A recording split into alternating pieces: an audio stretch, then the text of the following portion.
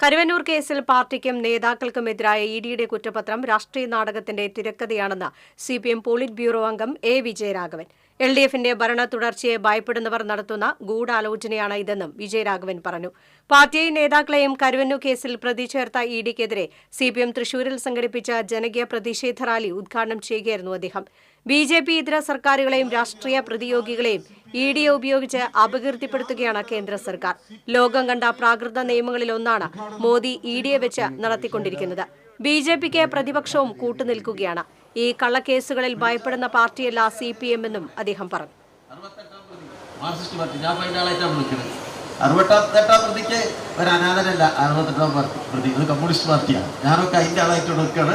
നമ്മളെല്ലാം ഒരുമിച്ച് നിൽക്കുകയാണ്. ഈ പാർട്ടി അനാഥനല്ല എന്ന് ഇഡിക്ക് പറഞ്ഞു കൊടുക്കപ്പെട്ടു.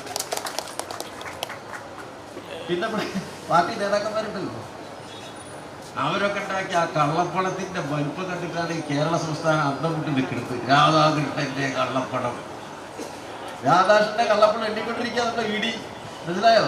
ലോകാവസാനം വരെ എണ്ണിയാലും ഒരു ഉറുപ്പിക പോലും ആ എണ്ണയിൽ നിന്ന് എണ്ണിയെടുക്കാൻ ഉണ്ടാവില്ല എന്ന് കേരളത്തിനറിയില്ല. ഈ കേരളത്തിനറിയില്ലേ? ഒരു കളവ് പറയുമ്പോൾ അതിനൊരു മാന്യത വേണം. മനസ്സിലായിട്ട് വെള്ളം കൂട്ടാതെ വിഴുങ്ങാനുള്ള കളവുകളുടെ മഹാസാഗരത്തിൽ മുങ്ങിപ്പോകുന്ന പാർട്ടിയാണ് കമ്മ്യൂണിസ്റ്റ് പാർട്ടി എന്ന് കരുതി പോകരുത്. കോർപ്പറേഷൻ ഓഫീസിന് മുന്നിൽ നടന്ന പ്രതിഷേധ യോഗത്തിൽ സിപിഎം സംസ്ഥാന സമിതി അംഗം എം വർഗീസ് അധ്യക്ഷത വഹിച്ചു. സംസ്ഥാന സമിതി അംഗം എം കെ കണ്ണൻ, എംഎൽഎമാരായ K Ramachandran, Xavier Chittilappilly, UR Pradeep, ജില്ലാ സെക്രട്ടേറിയറ്റ് അംഗം PK ഷാജൻ തുടങ്ങിയവർ പങ്കെടുത്തു. സ്വരാജ് റൌണ്ട് ചുറ്റി നടന്ന റാലിയിൽ നിരവധി പ്രവർത്തകർ അണിനിരന്നു.